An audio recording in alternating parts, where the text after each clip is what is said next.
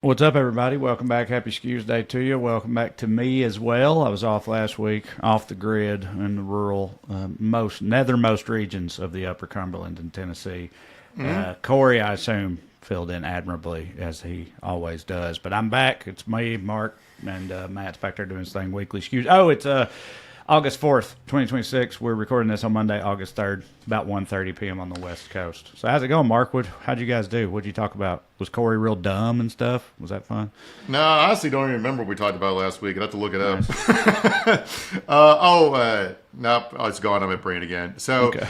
but what'd you learn in your travels? Like, how was Clay County? Well, private equity has made it to Clay County, if you could believe that or not. That tells me that they're like truly ubiquitous now.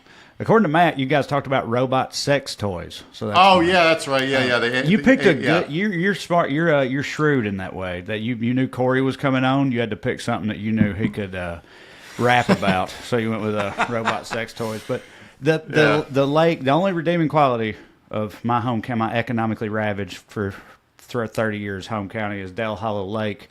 And the three biggest marinas on Dell Hollow Lake are all now owned by Blackstone or BlackRock or whichever one of those. They're all, and so I feel like that's not good. I don't know how much worse it could get, but like, it's weird. There's all these talk about all these people moving in. There's like white Christian Nazis trying to buy up land and stuff. You know about that? That's happening. Yeah. Mm-hmm. There's the private equity on the lake and all this stuff, and always people saying it's like, oh yeah, they're trying to bring money into the county, but yet like the Dairy Queen's closed, the Walgreens is closed now. It's like it only looks worse. So I don't know. Doesn't seem great, none of it. But what else is new? Yeah, I mean, historically speaking, one person owning everything doesn't usually end great, but we'll see how Right. it goes. So usually August is a slow news month, but somehow we still continue our pace of like living through "We Didn't Start the Fire," a new verse every week. So among the stuff we're not going to talk about today, the canoeist got off for damaging the reflecting pool because the prosecutors and the Interior Department were caught lying by the judge, fabricating evidence. That's cool. They tried to put a guy in prison for 10 years to fucking just for assuage the president's temporary embarrassment, I guess. Who even cares about the fucking reflecting pool anymore? Not me. Trump went on a 4 hour long posting binge yesterday. He posted like 70 times on Truth Social. This is right after like he started charging people for access to his posts first, so they could do insider trading faster. Like $100,000 a pop, you get to see the president's post on Truth Social first to know what terrorists are instituting and like what wars he's starting, so you know what stocks to short. But what he mainly posted yesterday was like a bunch of AI photos, including one of him singing as Elvis. So someone paid $100,000 to see an AI picture of Trump as Elvis. And then today, the Department of Defense sent out a mass email to basically every officer and all their civilian analysts asking for any ideas they have to win the war in Iran. Yeah. No bad ideas, Mark. Just have a little brainstorming session. Yeah. Got to think outside the box. It's like it's like when the Eagles were real bad and they let Vincent Papali play for the team or whatever. They're like, they're like, might as well let some of these, Why not? That was yeah. a great Invincible story. Mark Wahlberg, good movie. Yes. But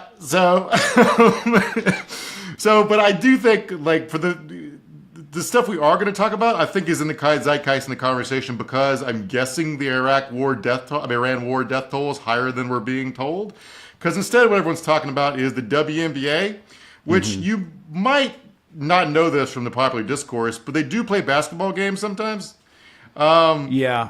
A lot of people have gotten into it for non-basketball reasons. It seems like in the past few years. Which I mean, doesn't really surprise me because it's all the same chuds that are always we've talked a million times about all the stuff about like trans people in women's sports. It's like, oh, now these guys care about women's sports. They don't watch them, they don't care. It's just another thing that they can find to get mad about. I think it's because like the Barstool adjacent guys are all gambling addicts, right? And they don't have any like FanDuel bets to post during the summer unless you're going to gamble on baseball, right? So like I think they get into WNBA on the dead zone of the sports calendar before football starts up. Is my guess as to what is why it gets so much attention, but like I don't know, but like so right now there's a current controversy involving Sophie Cunningham, a statement she made about trans athletes. But I just want to quote here: "There's a protest in Portland over the weekend, and some guy was yelling, as I guess is an anti-trans protester, was like, 'Trans in women's sports is the patriarchy.'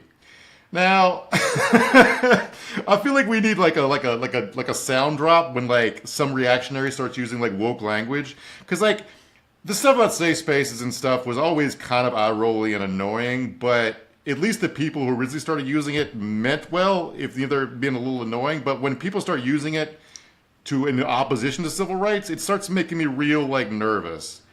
So like we're eventually going to have like whites only water fountains that are going to be called like a safe space for hydration for Caucasians with racial anxiety or some shit. Yeah. Right, but you said it was a guy that yelled that. That changes it a little bit. But wouldn't that be sort of on brand for like TERF stuff? You know what I mean? Yeah. Like weren't TERFs always like trans exclusionary radical feminists? They were like otherwise. I met some TERFs at my shows before, like early, like years ago, but who were otherwise woke about a lot of things, but we're not down with that one part. So, especially in Portland, somebody yelling trans people in women's sports is the patriarchy. You know, Yeah. it feels kind of on brand to me. I'm glad to know they're still making new content for Portlandia. So what Sophie actually said was, I want to protect young girls at a locker room or young girls in a sport who shouldn't have to go against biological men. So to take this in parts, the first part's just shitty because like no one, like there are rules against assaulting people in locker rooms. Those exist.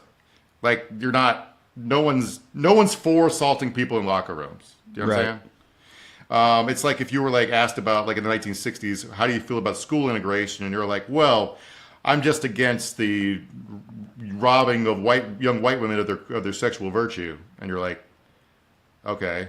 Right. Well, I'm sure a lot of people did make that exact argument during that time, to be fair. But also, yeah, I mean, it's also, this has been said a lot too, but it's like that whole thing.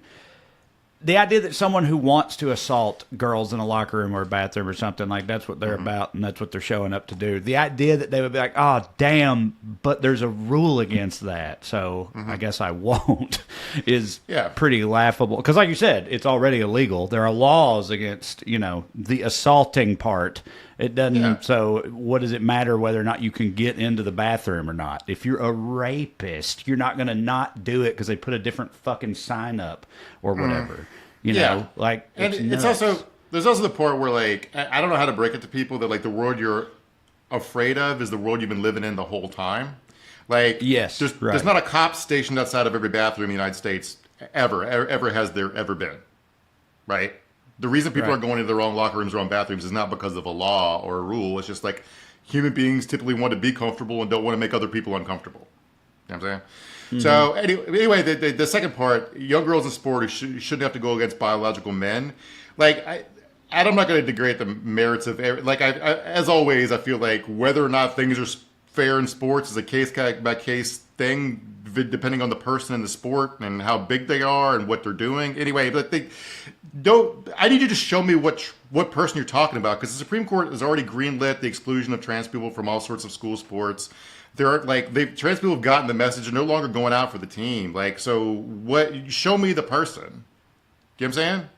Yeah, no, I mean, I've said that, what I was saying, me and Corey, when you weren't on here, me and Corey, we were talking about this because we were talking about the Supreme Court ruling about this. And we were doing this whole thing about, like, look, what these people picture in their head, which is essentially Joel Embiid puts a wig on and, just goes and dominates a bunch of girls. That's what I was like, of course that would be insane and not a thing that should be allowed. But, like, that doesn't happen. And what I said was, like, that pretty much never happens. And then one of our patrons sent me a message that was like, I like where your head was at, but that really just doesn't ever happen. It's not like pretty much, like that just doesn't happen, and so I don't know and I know we've also talked about, it's like if you start early with hormone replacement therapy and a lot of that stuff, and you're not on testosterone, you're taking a bunch of estrogen for years and years, a lot of the like inherent biological advantages are mitigated anyway by that that type of therapy, which is why some of the trans people that were competing at some levels were finishing 5th or 11th or whatever it was, that type of thing. And so in that case, it's like, in that case, who really cares?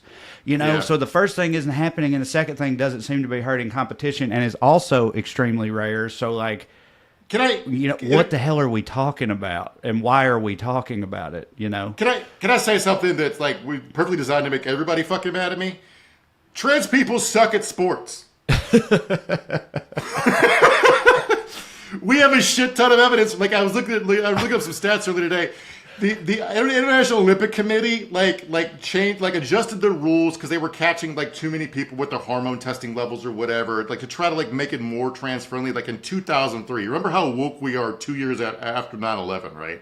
So since then there've been 81,000 Olympic athletes. Of those, 2 of them were trans women. One of them finished dead last, and the other one finished 37th out of 42. Right. So, the world we currently live in, hypothetically speaking, there could be a trans person playing the WNBA. Actually, there has been one who was a non-binary the other direction or whatever, but she had 11-year career no one cared about. But they would. So, my point is whatever you're envisioning, we already have social. I feel like a lot of these people never played sports, right? Because you want sports to be fair, so they're competitive. No one goes out to play pickup to win a pickup basketball game 11-0. You divide the teams up to be fair. You want kids get moved up and down grade levels if they're too big for their class or small for their class all the time, because you don't want a 6'2" 8th grader playing JV football and hitting other 8th graders who are sometimes 5'3" and 120 pounds, right? Schools deal with this all the time. You don't need to anyway. My question, we also have social pressures for this. The reason people play sports is to be cool and to have fun. Joel Embiid putting on a wig and dunking on people in WNBA would not be cool. No one would employ him to do that because no one would want to watch that happen. Mm-hmm. Right? I'm not sure if Brock Lesnar, let's take sex and gender out of it for a second. I don't know if Brock Lesnar has any high school eligibility left, but if he signed up for JV wrestling and fucking whip people's ass, would anyone think that was cool? Right. He's not doing that. Why? Because it's not our first day on fucking earth. You don't need a rule against it. Right. So dude, in this scenario, we're talking about what you have to go through to do that. If you're a dude who's oh man, all I want to do is win swimming medals. in any context, right? Any context, it's what I want to do. I just really want medals. I want. Yes, I don't care if anybody hates me. I'm obsessed with medals. And I'm not good enough to win medals against other guys. The idea that you would, if you went and competed against women and you did smoke them all in this Brock Lesnar JV thing, again, you're going to catch a lot of shit for that. You're not going to be respected for doing it. Maybe if you're a sociopath, you wouldn't even care. But to get to that point, you have to transition into a woman, it's that's a big fucking leap to take for regional swimming meet medals in women's swimming or whatever. I just don't get why would anyone do that who just isn't legitimately a trans person, and that's not their rationale for doing it in the first place. A pretty full example of what you're talking about is Ben Shapiro's company Daily Wire made a comedy movie called Lady Ballers about a hypothetical a group of men who do this to win a fake WNBA title or whatever. Now Ben, I guess he's on his video talking about it. I saw a clip of it earlier, but he was pitched the idea of making it into a documentary where they'd have to actually start living as women and try to join women's leagues, right? Yeah. Which would have been a fun video to make it would have been to make their stupid point. It would have been a better way to make it, except none of the men wanted to do that because they didn't. Of course.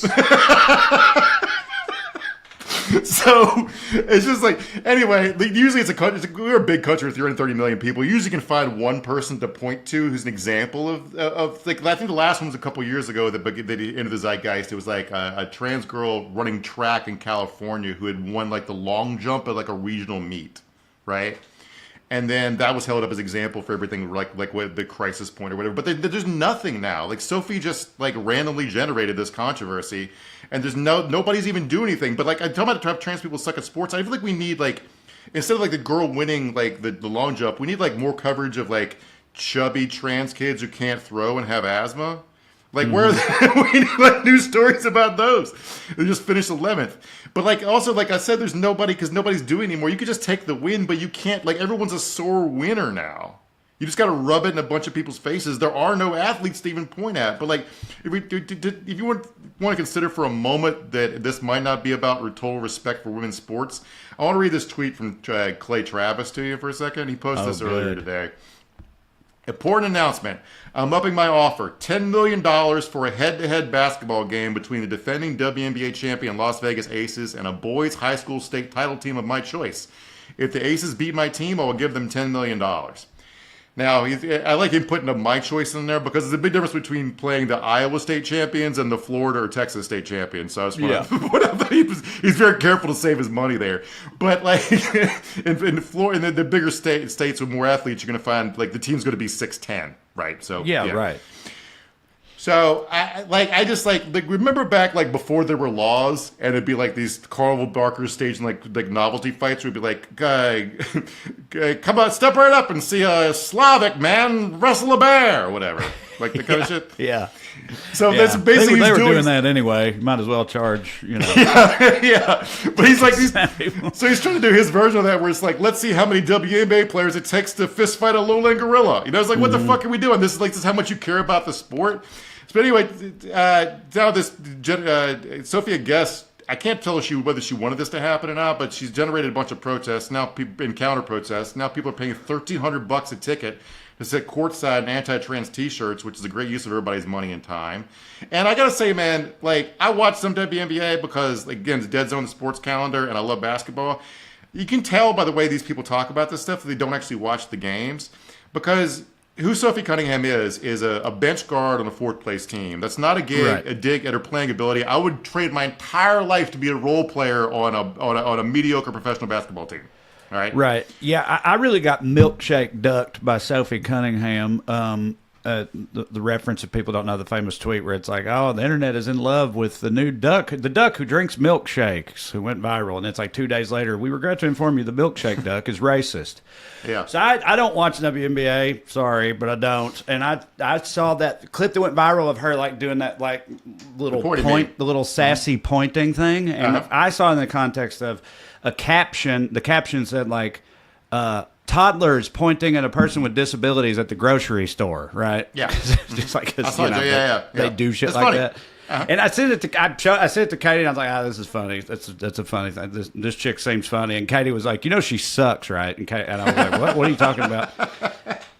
It's just like immediately then I found all this other shit out about her, which I feel like, that's what happened with everybody. She went viral for meme reasons, and then all this other stuff then happened. So it means so the pointy meme was funny because out of context I didn't know the context. Out of context, people see it as like a sassy Karen, like calling somebody out or whatever, right? Sophie's a goon, and I don't mean that like an insulting way. Her job is when somebody she plays for the Indiana Fever, right? The same team as Caitlin Clark. When somebody hits Caitlin Clark in the head, her job is to come in the game and hit him back. Right? So what she was doing with pointing was a sincere threat of violence, meaning I saw you, I'm going to fuck your shit up next time you jump in the air around me, I'm going to throw you in the first row and break your knee. Right? Which makes her existence as like the new dainty like representation of feminine white virtue is like right. it all gets decontextualized. Yeah, but if part of her job is if part of her job is to go out there and like hard foul black lesbians, I'm sure they fucking love that too. You know what I mean? Like that's the sport though. Yeah, right. That's what's so funny about the How These Women Fair playing against SGA. Fucking let him play for 15 minutes. He'll go back to the NBA. They're all beating the shit out of each other. So, like, the quote, the ESPN piece that where she said this quote that riled everybody up was about the pointing meme and her role as a hot-headed enforcer. What she's known about for fans of WNBA is instigating bench-clearing brawls. Right? This is also fucking funny. So, but anyway, if you've seen enough of these sports panics about culture war stuff, they start like every one of them starts generating nothing but eye rolls because this will pass and it'll be a new one and I don't know what it's going to be. Probably AI robots trying to play a sport or something, which I will hate. I'll be on the anti side when that happens. But remember Michael Sam got drafted. He was an openly gay player he played for Mizzou and they got drafted by the Rams. Is that right? Correct. Yep. All that is correct. And there was like a whole thing about like, where's he going to shower? Right? ESPN did reports interviewing his teammates about whether they were comfortable showering with him. Sophie Cunningham has been showering with lesbians every night for her entire life. And that's no longer a big deal. So anyway, if you're actually worried about the integrity of girls' sports, I want to quote a couple real-life things happening that aren't imaginary right now. On the ballot this fall in Washington State, there's a law that'll bar transgender athletes, and the way they're going to enforce it is by making every girl who plays sports go to a doctor, just have their sex certified, whatever sex they're assigned at birth certified, through genetic screening, a testosterone levels test, or an examination of the reproductive anatomy at their yearly sports physical. So you're going to have to look at your 7th grade girl's junk, I guess, which I did the turn your head and cough part. Yeah, so that's what I was about to say. That sounds really bad, but I was wondering about that. I was like, that was the thing. You had to go get a physical. They fucking checked your junk out. Doctors have been doing that for years. But it might feel different if the doctor was checking for hernias, right? But it might feel if I had to go just to look and see if I had a dick. Yeah. You know what I'm saying? Plus, I don't know if right now if you want to be giving more people your genetic tests and your testosterone levels are going to catch people who just have athletic talent. But the second one here, the Harrods Foundation, which, they're the people that wrote Project 2025 and basically set a lot of current Trump administration policies, recently released a report calling for the dismantling of Title IX in an effort to increase opportunities for male athletes and suppress female athletics. The paper is authored by Boise State professor Scott Yenner, who once called career-oriented women, quote, medicated, meddlesome, and quarrelsome. Okay. What's he a professor of? Like 1950s, stereotypes. I'm assuming Mormon shit at Boise State. So, right, okay. Even if it even calls Title IX the federal law that is the only reason women's sports exist at all, made America a global leader in women's sports, actually calls Title IX a failed experiment. So all those sports you're worried about protecting are going to not exist, a large majority of them in the current form, if a lot of these people have their way. Yenner wrote, by cultivating daring, risk-taking, physical dominance, and a desire for victory, athletics would prepare women for careers, leadership, and independence, rather than homemaking and motherhood. Now, which is bad, right? That's all bad. Right. Yeah, okay.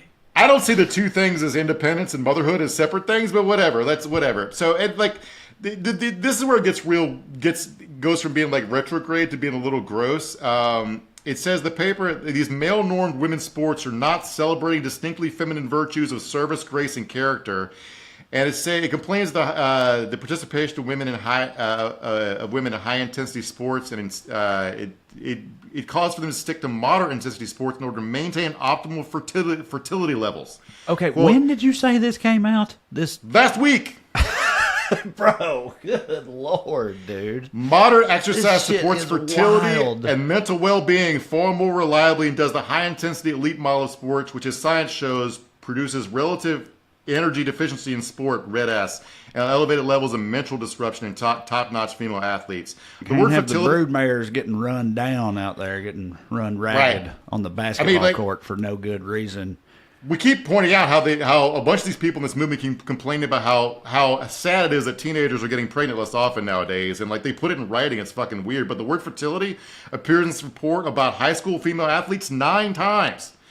And he wants to replace it basically with Girl Scouts and yoga classes. And the idea that women aren't that competitive is not my experience, bro. That they're being forced into being competitive when they don't want to be. My wife would flip a table over if she loses the board game. And my niece, she's really into volleyball. She would crawl over broken glass to fucking return a serve, right?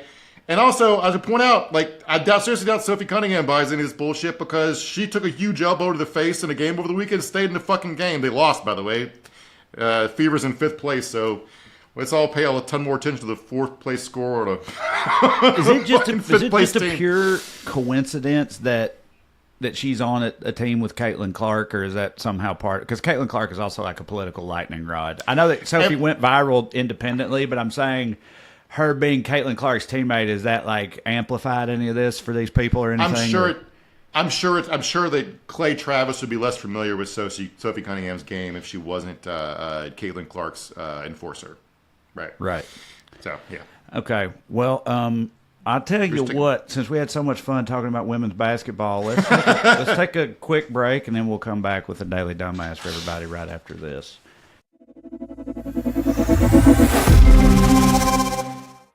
This episode is sponsored by BetterHelp. You've heard me talk about BetterHelp on this show before, but what I don't think we've ever done is talk about what folks actually say about BetterHelp once they've used it. So here's what I'd tell you to do. Go to BetterHelp.com/reviews. Okay, they update it every single day. Hundreds of people write in about what the service has done for them. And I'll tell you the number that got my attention on there. BetterHelp's average live therapy session rating is 4.9 out of 5 stars, and that's with more than 1.7 million client session reviews. Pretty good sample size, y'all. Over 6 million people have used BetterHelp worldwide. That's a whole lot of folks deciding to say something out loud. Every therapist there has at least 3 years and 1,000 hours of hands-on experience, plus all the required education, training, and certifications across a whole range of specialties. And getting started is not complicated. You just answer a few questions, get matched with somebody based on what you actually need. And if it's not the right fit for you, you just switch. No hard feelings, no risk, none of that. You just see the reviews, see what stands out, and see if BetterHelp is right for you. Visit betterhelp.com/skews, S-K-E-W-S. That's better, HELP.com/SKEWS. Betterhelp.com/skews. Help yourself with BetterHelp. Weekly Skews is brought to you by Americans United for the Separation of Church and State. 250 years into this grand American experiment, and every one of us has got to decide what kind of country we want this to be. The founders got a lot of things wrong, but one thing they definitely got right was knowing that church and state should be kept apart, separated, you might say. You got Christian nationalists out here trying to bulldoze that history and take this country somewhere very dark indeed, and they're not even being quiet about it anymore. They'll tell you exactly what they intend to do if you just sit still and listen to them. They're misusing government power to force their beliefs on the rest of us, rewrite our history, and decide who they think gets to belong here. Well, Americans United refuses to let that happen. Every single day they're holding the line with everything they've got over there at Americans United. AU has sued the Trump administration 7 times in the last year alone and 12 times since this second administration started. They've gone after government officials using taxpayer resources to push their own religion. They're exposing abuses of power, defending public schools, and holding the government accountable when it violates the Constitution. But lawsuits and policy change and community advocacy don't just happen on their own. They happen because people decide to be a part of it. If you're looking for somewhere to put that energy, go take a look at what AU has got going on. Visit au.org/crooked to learn more and join the fight today. That's au.org/crooked. Weekly Skews is brought to you by Quince. August is that stretch of the year where you can feel fall coming, but it ain't here yet. Still hot outside. Last good chance to get your house in order before the fall rush, school back in, all that stuff, It starts in the closet. You want to look all right wherever you're going, wherever you're doing. That's how I ended up hooked on Quince. I tell you, their whole philosophy is based on the idea we need fewer but better pieces of clothing. Premium materials that are made to last, stuff that fits you right, the thing you end up reaching for over and over instead of having to think about what you want to wear that day. Quince, they specialize in everyday staples that really pull their weight, right? Like they got ultra soft organic cotton tees that, like I said, they fit you the way you want to be fitted. They're tight in the places that you want to be tight, loose in the places you want to be loose. As soon as I put mine on from Quince for the first day, my wife was like, "Where'd you get that?" Immediately, and in a good way. I could tell she don't never ask me that. And I told her Quince, and she was like, "Well, they're doing something right." Strong praise coming from her. Let me tell you, they got premium Mongolian cashmere sweaters over there if you're feeling like getting gussied up. They got things that work fine on a regular work day and also work if somebody drags you out to dinner after that. If you're still hanging on to the same worn-out basics you've had for years, Quince makes it easy to fix that finally. Premium denim and tailored chinos start at just $60 with the fit and the structure and the fabric you'd expect from a luxury designer brand. Everything at Quince runs 50 to 80% less than similar brands. They work directly with ethical factories. They cut out the middlemen so you pay for quality and not for some fancy logo. I love that organic cotton tee. I already told you about it. And, it's been a big hit in my household, not with my kids. They don't care what I wear, but other people have complimented me on it, and that don't happen that often, all right? But they don't just have clothes over there.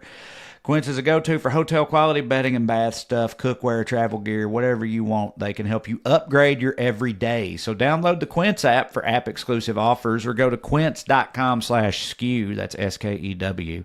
Get free shipping on your order and 365-day returns. Now available in Canada and the UK as well. That's QUINCE, quince.com/skew.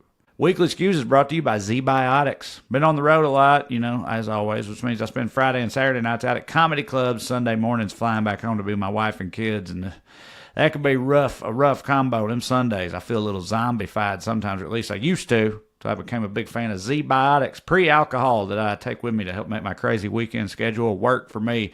Z-Biotics pre-alcohol probiotic drink is the world's first genetically engineered probiotic, invented by PhD scientists to tackle those rough mornings after drinking. A lot of people don't realize this, but see, when you drink, people think it's just you get dehydrated, but there's more to it than that. When you drink, alcohol gets converted into a toxic byproduct in your gut, and it's a buildup of that byproduct and not dehydration in and of itself that's actually to blame for those rough mornings after drinking. Pre-alcohol produces an enzyme that helps to break that byproduct down and help you feel your best the next day.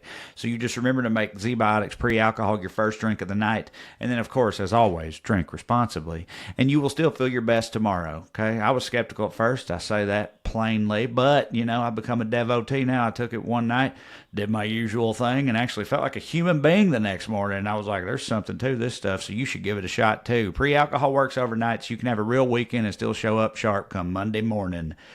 Go to zbiotics.com/skew and use the promo code SKEW, that's SKEW, for 15% off. One more time, go to zbiotics.com/skew and use the promo code SKEW, SKEW, for 15% off ZBiotics.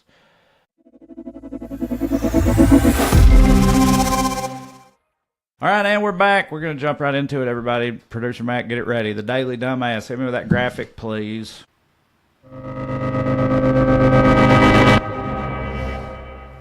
This week's DD is Joe Biden's migrant caravans for reaching Africa, which is now somehow in northern Spain, by the way. Morocco. This is a city called Ceuta. You're watching as thousands of migrants break through the fence and completely overwhelm the border police. There, video showing huge groups of people, mostly young military-age guys, cramming into inflatable tubes or arriving on shore another way, some of them wading in the water as they break through the gates to get to the other side. Sandra, this is reminiscent of kind of what we saw during the open border during the Biden administration through there it is. Yeah, it is reminiscent, because I'm guessing one of the reasons it makes it reminiscent because there's a fucking election coming up. We don't have one of those here, so we got to find a caravan somewhere or create one, which is one of the things we're going to be talking about. But so a couple of things here. Ceuta, either one goes, I think, is not in Spain. It's in northern Africa. It's like a Spanish independent city or whatever, adjacent to Morocco. Spain's had control of it since the 1500s, 1400s, some shit. It's one of those across the Strait of Gibraltar. I get why they want to hold on to both sides of the Strait of Gibraltar. So all the wars are, this is a side note here, but all the fucking wars are merging in a way that I find disconcerting. Ukraine's attacked Iran, an Iranian ship. The Iran war apparently now involves tensions between Morocco and Spain, and we're on Morocco's side. And just another side, yeah. That's what we're talking about. So, okay. Trey's been off the grid. So World War III, this version, whatever conflict we're in the front end of, or hopefully maybe at the end of, I don't fucking know. But it's so goddamn stupid. I saw a statement put out by the ADP, which is the succession of the German Nazi Party, that J.D. Vance went over there to campaign for, are mad at Trump over his handling of all this shit because it's an attack on the sovereignty of Spain's socialist government, and they're being too racist to Muslims. But also, I saw a woman give a Nazi salute in protest of the Muslims in front of the Moroccan embassy in Spain. So everything's going fucking perfectly normal here. So to catch up on the broad strokes of what actually happened here, 60,000 people, mostly military-age males. And I noticed how they pointed that out. That's definitely a very tactical choice of words there. Yeah. Which is Morocco has a huge unemployment crisis. I think they have a population of 40 million people, and 2 million of them are young unemployed men, because they have a big problem. This is probably why you have a bunch of migrants trying to leave the country. But so 60,000 people tried to break into Ceuta, which is a city of 90,000 people. At least 72 died by either via drowning or trampling. Then they realized they'd been misled by the internet and fucking left after some men needed medical care from the Spanish government. But I need to point out here that they resolved this pretty civilly without violence, which is encouraging. I would find it encouraging, and apparently a lot of people don't. What did they got there and realized they were wrong about something? And they're like, "Oh, our bad," and just turned around and grafted back. What was? Well, what were they? How were they misled? And We'll get to that in a second, okay? But but before we get to that, I just want to talk about the tenor of when this was actually happening, it was treated like 9/11 was happening, right? And then it was resolved fairly peacefully, and a bunch of people seemed really disappointed that Spain was able to pull this off without machine gunning a bunch of migrants at their city walls. Oh, bro, there was people over here that were just waiting on all them Muslims to start, assaulting good Spanish women and all that stuff so they could then be gunned down in the streets. And they were like fucking watching with boners on Fox News, just waiting for the bloodshed to happen and a new crusade to start a new holy war to end up. The real invasion is YouTubing chuds, because they've all gone there looking for stuff now. Talking about the invading Muslim hordes, like our boy Nick Shirley's on the ground there. The Mormon kid who can't Somali read, who guy, got people killed. Yeah, he's not a he got hate mongerer. Yeah, he got a couple people. He's the one that jumped off the Minnesota invasion and got a couple people killed over some somewhat imagined, to a significant degree, fraud cases. So I saw him walking around complaining about how he feels in danger from all the Muslims who are still in Ceuta. Ceuta's it's in Morocco. It's adjacent to Morocco. It's half fucking Muslims. It always has been. That's who lives there. Anyway, so as far as what they were misled about, you were asking, getting into Ceuta is not a real path to Europe. You can't really it's one step closer to be able to claim asylum and maybe get a hearing, but it's not like being in actual Spain. So they were misled about being welcomed in and the borders being open. Matt's trying to show us on a map where it is. So, Spain thinks this is a conspiracy. They're calling it a hybrid attack. They're saying there's let me read a headline from a Spanish newspaper here. The Civil Guard detects Moroccan intelligence agents among the migrants who infiltrated Ceuta. The Civil Guard detected through camera system deployed along the Ceuta border the presence of Moroccan intelligence service agents infiltrated among the groups of immigrants. The migrants, who were mostly Moroccans looking for jobs, said they saw social media posts encourage them to undertake this journey. And here's a clip from CBS News, if you got this, Matt. Here told me they decided to make the crossing after seeing social media posts claiming Spain is an open door. So you saw on social media that people were making the trip, and then you decided to. Yeah. The surge hasn't concerns in Europe unchecked, Mike. Yeah. Okay. So there was a misinformation campaign aimed at them saying that Spain is come on in, the door is open. Then they got there and realized that wasn't true, and they're like, well, shit. And then they left. Okay. Yeah. And 70 people died. El País, which is a Spanish newspaper, reports that many of the accounts that spread claims that the Morocco border was open have already disappeared from social media. We quote here from a piece in El País. Quote, if you see these stairs, your dream will have come true. That's what a TikTok said. That message was permanently deleted, which included video with images of Ceuta. Quote, the Spanish border is open and you can cross without papers, was the general message the guy named Ahmed received, which mobilized a wave of young people along the roads of northern Morocco in an unprecedented migratory surge. The application of the messages may have relied on bots or automated accounts. Then, the TikTok accounts vanished and the Facebook groups are deleted. And Spain's saying this is a version of an attack that would kind of psyop that we see in 2026. Yeah, I mean, it seems like it to me. It's some kind of coordinated effort, isn't it, from somebody somewhere? Yeah. The question becomes, because these sort of internet psyops are so cheap to accomplish at scale. The question becomes who could possibly do this, and which we're going to get into in a second. But the same networks mentioned points of sale for wetsuits, fins, diving goggles, floats, and even waterproof bags for carrying documents and cell phones. Well, that's who did it, Mark. Big aquatic sports. That would honestly, maybe. Yeah, they're just trying to juice their fucking tube sales for the summer. They weren't meeting expectations or whatever, so they came up with this in a no bad ideas brainstorming session down there. Fucking. I don't know what he was. Ocean Pacific headquarters. That's a dated reference. Who makes shit? Who makes this shit? Do you know? Katine? I don't know. Yeah, Katine's a Hawaiian. I can't think of a company that. Anyway, you get it. Where I got this hat at, the Freaky Tiki Surf Shack in the Gulf Coast of Florida area. Yeah, start there, investigators. The Freaky Tiki Shack. So the post detailed screenshots of Google Maps to direct migrants to Terra Hall Beach on the Ceuta border, which are areas with less police presence where they could try to escape poverty. Quote, I'm desperate. I can't find my place in Morocco. There's no room for me here. The messages I received on the screen led me to Ceuta, but I had to return. confessed to Ahmed, the 23-year-old unemployed man. Another similar piece in The Guardian, quoting different migrants, saying, quote, the Moroccan police were shouting at us, go, go, go, run now, run into Spain. The night before, they were beating people, but that morning they were letting us through. Nothing made sense. And here's a picture of Moroccan border guards about to brain one of their own people with a rock for turning back. So all this seems very, very legit.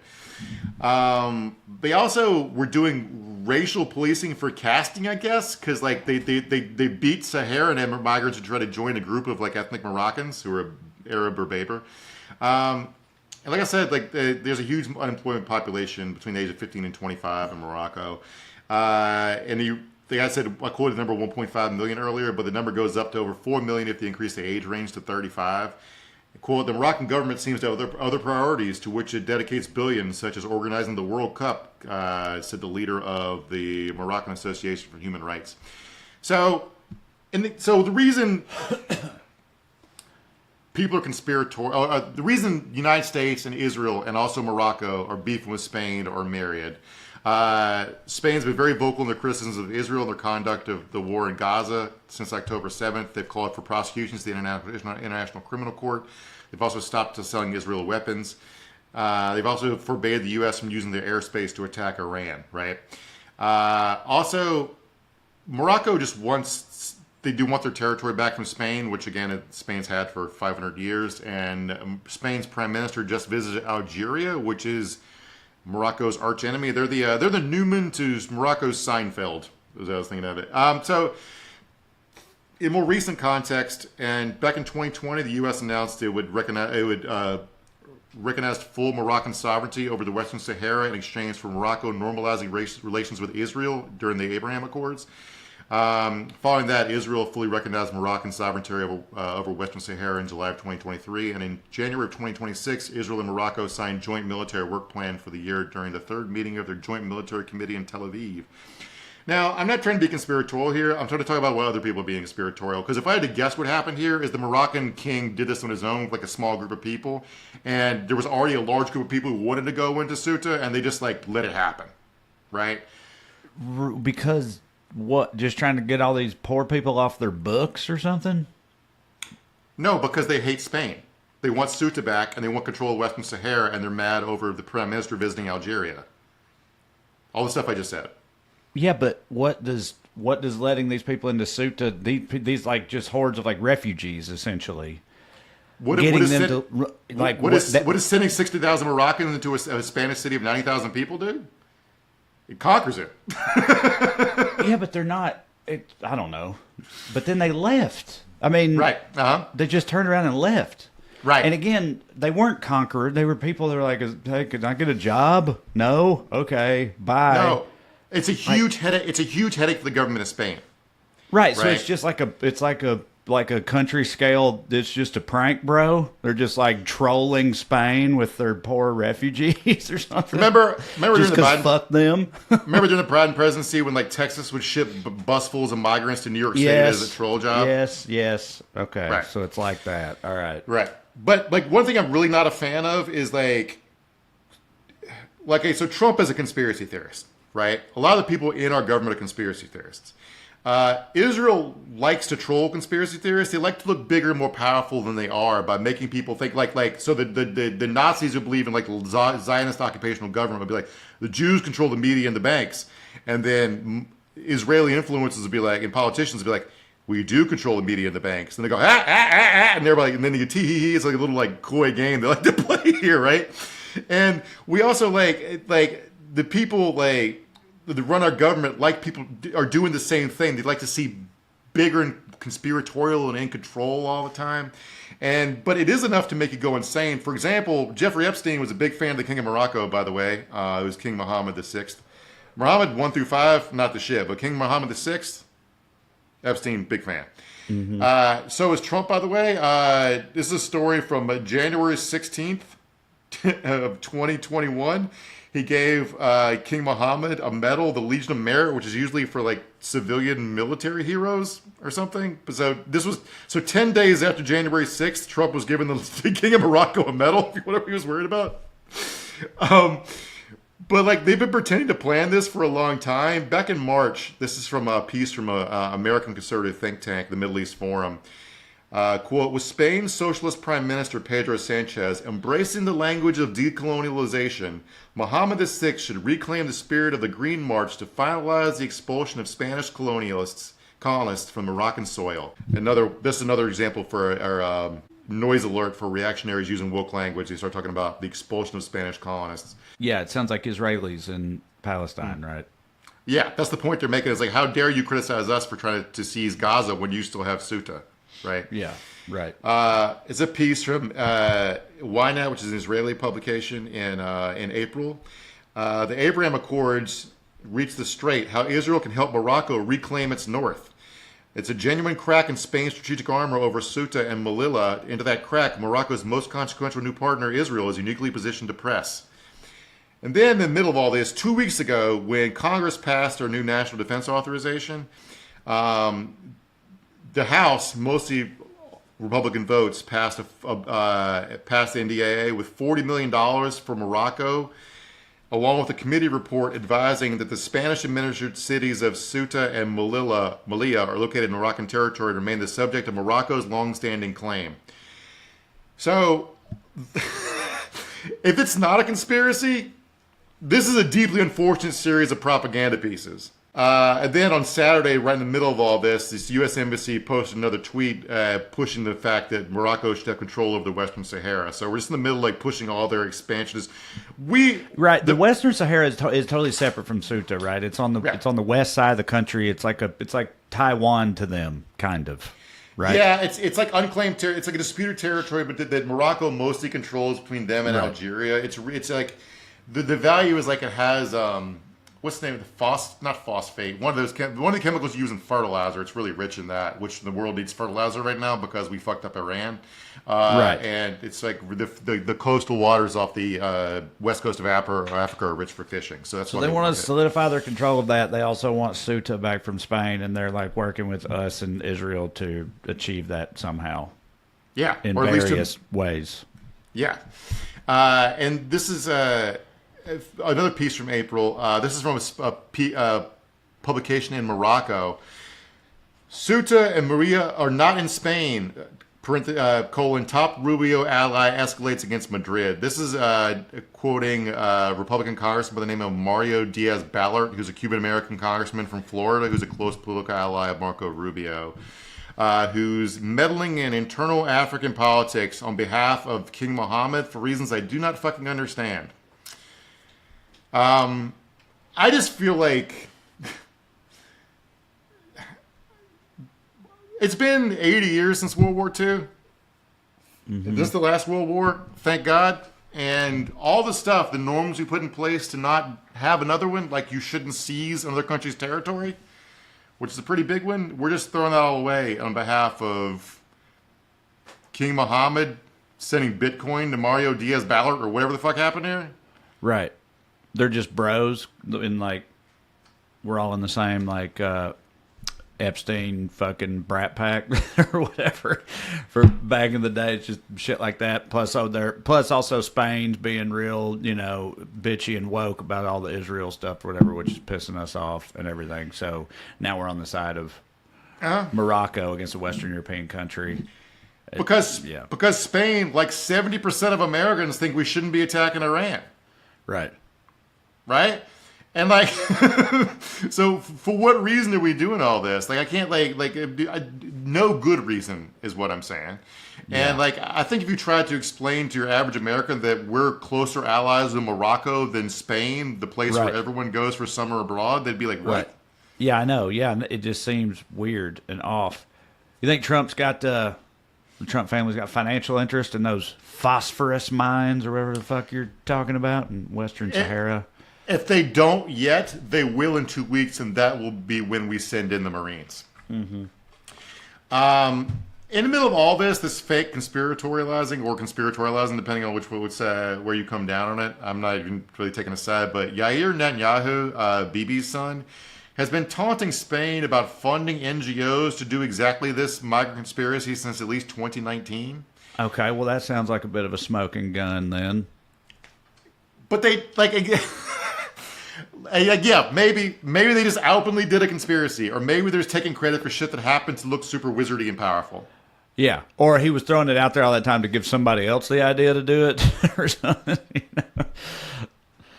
Yeah, but in the middle, like, dude, in the middle of all this, like late last week, Trump just randomly announced something no one else knew, with that the King of Morocco is named a highway after him. Like nice. The king, it wasn't public yet, Morocco. So I don't even know how he knew about it. Must have got a text message. But yeah, in a post from his True Social platform on Sunday, Trump thanked Morocco's monarch, King Mohammed VI, and said he looked forward to traveling on the, quote, Great Highway one day. So yeah, I'm a little bit confused about what anybody even hopes to get out of this. But again, like I said before, the internet makes psyops cheap at scale, and Morocco's got a dipshit king who feels untouchable, and he can get 70 of his own people killed. And a troll move to annoy Spain and destabilize Europe at no cost to himself. Maybe he got $40 million to do it from American taxpayer dollars.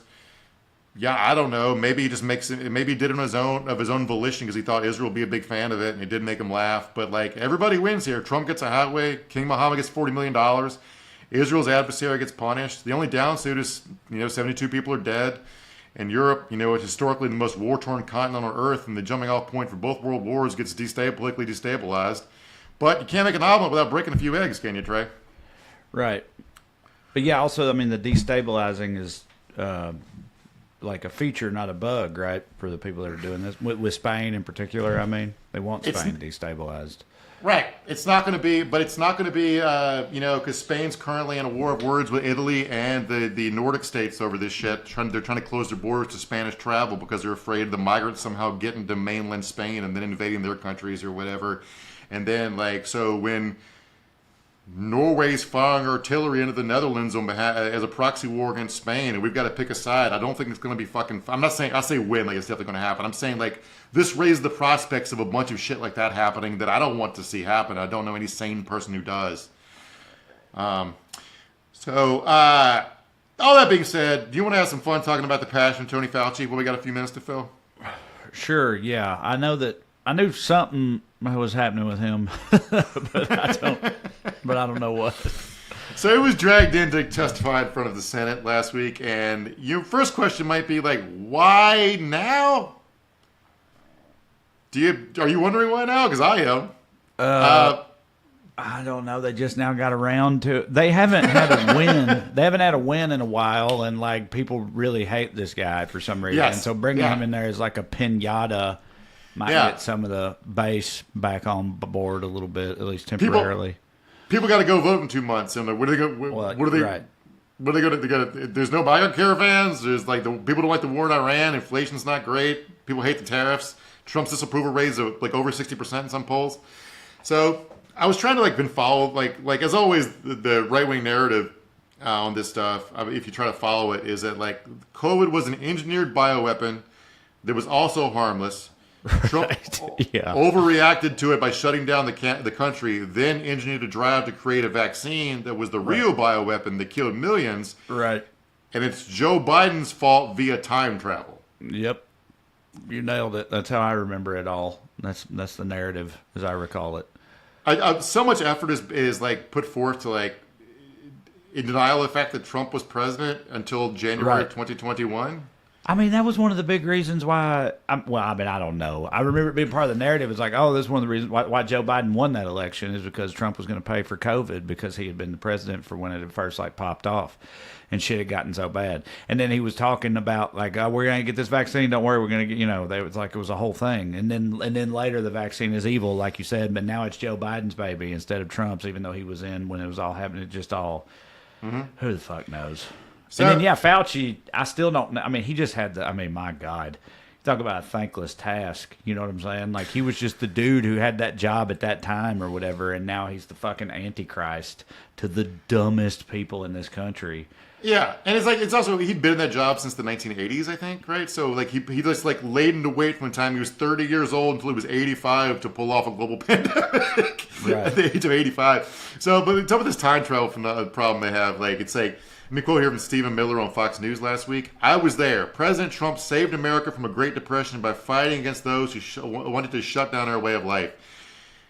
Trump, again, here's a headline from April of 2020. Trump says he strongly disagrees with Georgia Governor Kemp's decision to reopen businesses. Like, maybe I'm the only one who remembers this stuff. I don't fucking know. But it's like, a lot of this misunderstands Fauci's job description. I'm not even defending his performance at his job. It just wasn't his job to decide whether or not businesses were closed. Right. He ran the National Institutes of Health, whose job it was to dole out research grants. If he fucked up any of this, it would be like which studies into COVID he funded, or if you're conspiratorial, which gain of function studies he helped fund in Wuhan, right? So, but everyone's so fried over their skis with this. I just like RFK thinks he's really found something going on TV and said that not only was COVID created in the lab, but so was Lyme disease.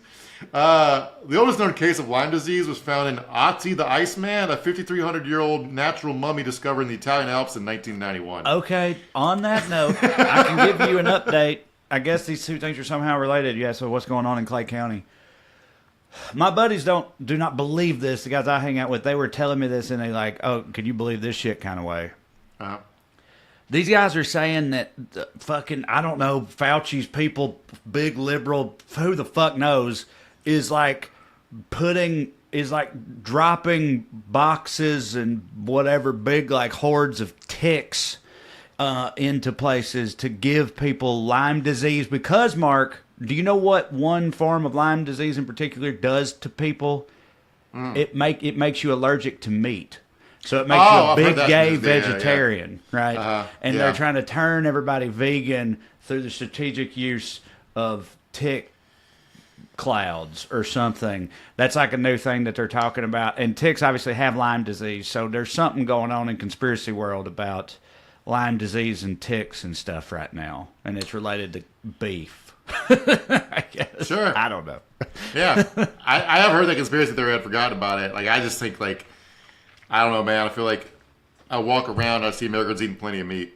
So yeah, well, look, there are a ton of ticks in where I'm from, but there always have been. But now they were saying it's like they named all these people that they knew personally that had gotten that bitten by a tick, got Lyme disease, and now they couldn't eat cheeseburgers no more, and that's real sad.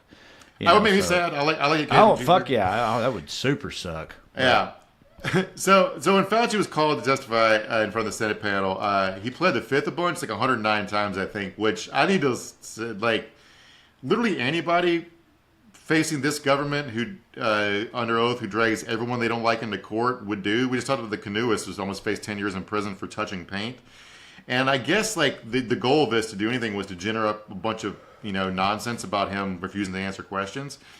And I guess it absolutely worked, I guess, because one of the things I saw was Stephen A. Smith publicly apologizing to Kyrie Irving after calling him selfish for refusing the COVID jab back in 2020. Quote, hindsight-wise, it didn't make him stubborn or selfish. It made him brave. Now, you can spend an hour talking about Kyrie Irving and his specific brand of nonsense, which I'm often a fan of in various ways, just not this one. If you remember why Kyrie didn't want to get the vaccine back in 2020, it's because it wasn't vegan. He said he would get a vegan vaccine. So I guess he's brave for not getting it. Anyway, the idea there's some sort of, anyway, it doesn't, like, all this stuff is like, I try to get to the bottom of the conspiracies with an open mind, because I didn't enjoy the pandemic. If we could all pin it on Tony Fauci and move on with, like, would it make you guys happy? Like, just if we let you kill Tony Fauci. If we just let, like, can we all be 2026? The pandemic was 6.5 years ago. Can we fucking, are we ever moving on? But anyway, like, I tried to figure out, like, to get to the bottom of this, but you went through Fauci's emails, and once people are holding up as evidence of a conspiracy, he was open to the idea, or basically very warm to the idea of it being lab created early in 2020 because of the, I don't know how to describe it. I'm not smart enough, but like the features of the virus under a microscope. But then later on, he saw updated evidence of a previous naturally occurring example that had that feature, and he updated his thinking. So the idea that he changed his mind is being presented as like a huge conspiracy or something. And then the diary is embarrassing. I just want to say that the diary is fucking hilarious. He was like very excited that people were making bobbleheads of him, and like that he was answering phone calls from Dionne Warwick, and people were promoting him as the sexiest man alive. So I personally would not want that read, but this is why I don't keep a diary. But yeah, 80-something-year-old guy who had been like a bureaucratic medical professional for 40 years or something, and now he's a celebrity at that point in time. Yeah, he'd probably be pretty fired up too. I do say that people like it does come across as pretty narcissistic, but like the people that are screaming about him being a narcissist, would you not be the main character of your own diary? I don't know. I don't know. Well, God bless Fauci. We'll see. All the best to him. All right, thank you guys for watching. We appreciate it. Please check my website out, TreyCrowder.com. Check out my upcoming tour dates. I'm off for a couple more weeks, but then at the end of this month, I'll be in the Midwest, Omaha, Kansas City, Des Moines, and then a bunch of other places. Upstate New York, Hartford, Connecticut, Austin, Texas, Eugene, Oregon, a bunch of other places after that. All at TreyCrowder.com. Consider checking out producer Matt's audio exclusive. Good Skews, good people doing good things. Nice little palate cleanser for you. That's on the audio feed for this show. Okay, so like your podcatcher or whatever you use, the audio version, it's on there. And if you'd like to support the show and get more of it, you can go to weeklyskews.com/more or just go to Patreon, search for my name. It's $5 a month to get you access to 2 full-length bonus episodes, ad-free editions of every mainline episode we do, and also the roughly quarterly Q&As where we answer your questions. Either way, thanks for watching this. We appreciate it, and we'll see you next time. Love you. Bye.